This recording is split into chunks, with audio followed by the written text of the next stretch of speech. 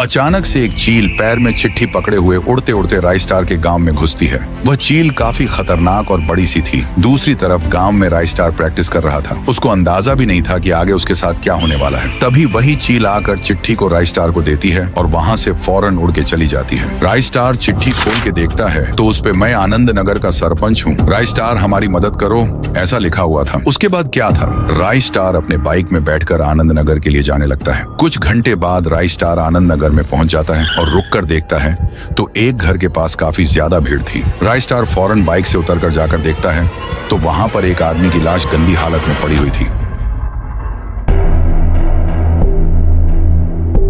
सरपंच राइस्टार को देख कहता है, अच्छा हुआ राइस्टार, तुम चिट्ठी पढ़ के आनंद नगर में आ गए। पहले तुम ये बताओ कि तुमने मुझे चिट्ठी क्यों भेजी और ये लाश क्या हो रहा है गांव में? सरपंच कहता है, क्या बताऊं राइस्टार, ये गांव धीरे धीरे खंडहर बनते जा रहा है। रोज यहाँ पर बड़ा सा एक सफेद भालू आता है। वह काफी खूंखार और मौत का भूखा है। जैसे ही उसे कोई भी इंसान दिखता है वो उधर आकर उस इंसान पर हमला कर देता है। अभी तक उसने 15 लोगों को मार दिया है। रोज गांव के लोग उस भालू से परेशान हैं, लोगों के पीछे पड़ता है। अब तुम ही हमें इस भालू से बचा सकते हो। वह भालू गांव के जंगल की ओर गया है। तभी गांव वाले राइस्टार के नाम से नारा लगाते हैं, राइस्टार जिंदाबाद, राइस्टार हमारी आखिरी उम्मीद है। उसके बाद क्या था? राइस्टार गांव के जंगल की ओर चल पड़ता है। राइस्टार जब जंगल में पहुंचकर छुप के देखता है तो हैरान हो जाता है। वहां वही भालू बैठकर रो रहा था और किसी की याद में डूबा हुआ था। राइस्टार ने सोचा, जरूर इसके साथ कोई अनहोनी हुई होगी, तभी ये इतना रो रहा है। राइस्टार ने सबसे बड़े जंगल में जाने का फैसला किया। जब वो बड़े जंगल में आके अपनी बाइक रुकाता है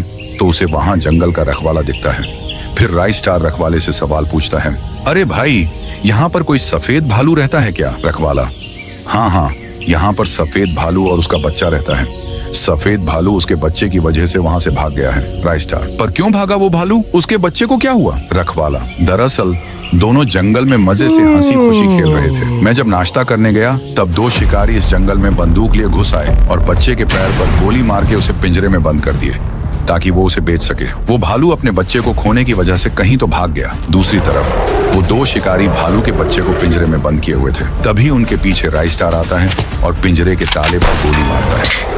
गोली लगते ही पिंजरा खुल जाता है। पिंजरा खुलते ही बच्चा दोनों पर हमला कर देता है और उनकी छटनी बन जाती है। फिर राइस्टार बच्चे को उसके पापा से मिलवाता है। दोनों भी बहुत खुश थे।